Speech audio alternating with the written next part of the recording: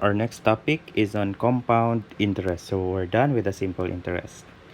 Now, simple interest is generally used for loans for 1 year or less. Okay, 1 year or less. For loans of more than 1 year, the interest paid on the money borrowed is called the compound interest, because we can gain more if we use the compound interest. Compound interest is interest calculated not only on the original principal but also on any interest that has already been earned. Okay, to understand that, let's consider this. Say for example, we have this. Our starting principal is 50,000 and our rate is 3.5%. So divided by 100%, so we have 0.035. And for example, our time is in 4 years. Okay, now first, if we compute for a simple interest lang, we just have PRT.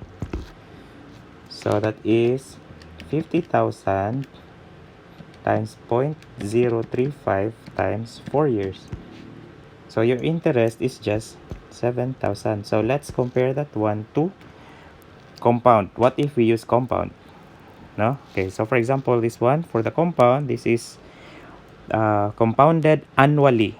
Okay, wala na state, pero this problem is compounded annually, meaning yearly, per year.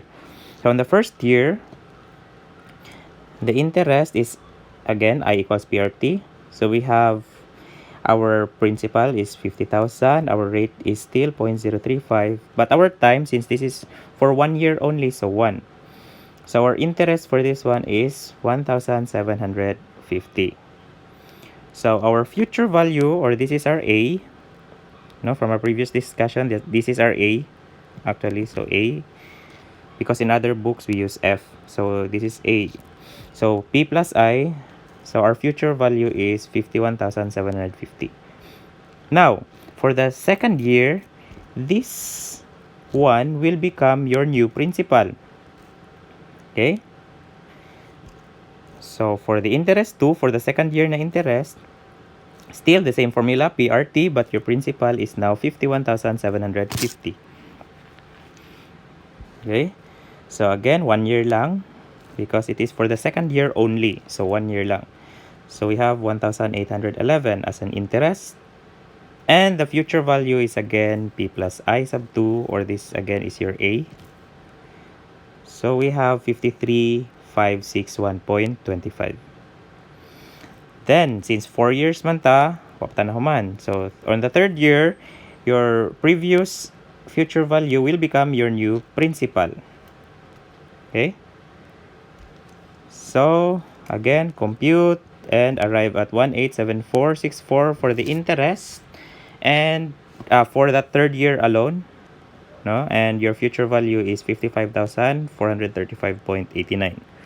And last, since 4 years lang, so your F3, or your future value, will become your new principal.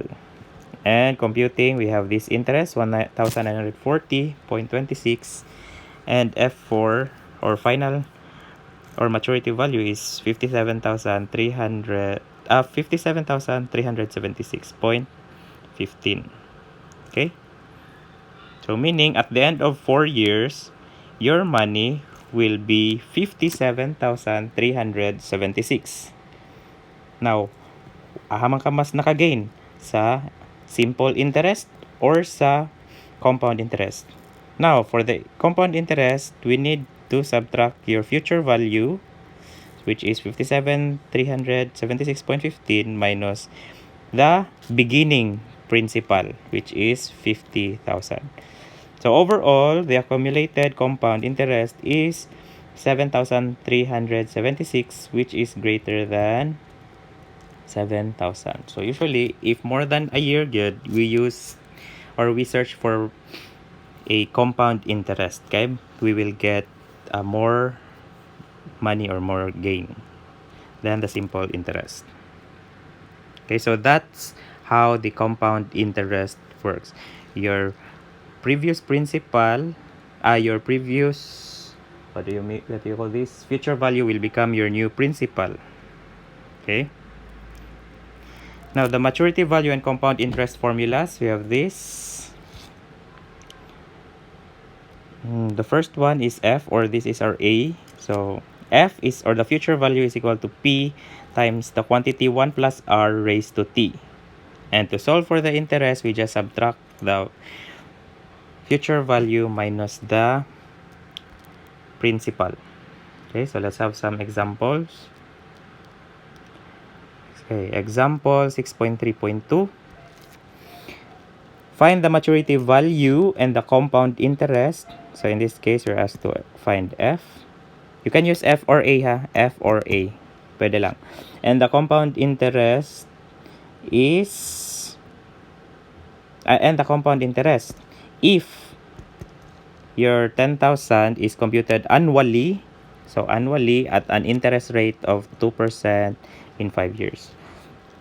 So meaning we're given with this. Okay, R is 2%, so 0.02 times 5 years. Then by substitution, and using your calculator, your future value is 11,040.81. Okay, and of course, another formula for the compound interest, we'll just subtract your 11,040.81 minus your principal. Main principal is 10,000 pesos. So the compound interest is 1,040.81. That's how much you gain after 5 years. Next, find the maturity value and interest if 50,000 is invested at 5% compounded annually for 8 years.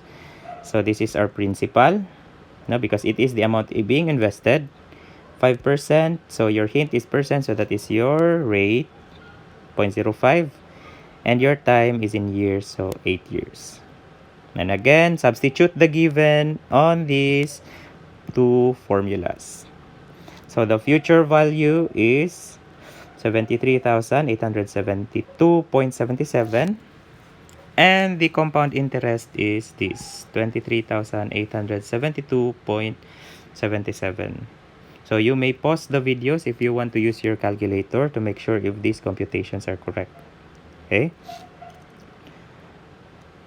Next, suppose your father deposited in your bank account 10,000 pesos at an annual rate of 0.05% compounded yearly. When you graduate from kindergarten and did not get the amount until you finish grade 12. So dako na niya kwarta. How much will you have in your bank account after 12 years? Okay? So given we have the principal 10,000. So that is the amount being deposited in your bank. Your rate is 0.5%, so divide by 100. So we have 0.005. Then you have 12 years. So the question here is how much will you have? So future value. So our formula is this.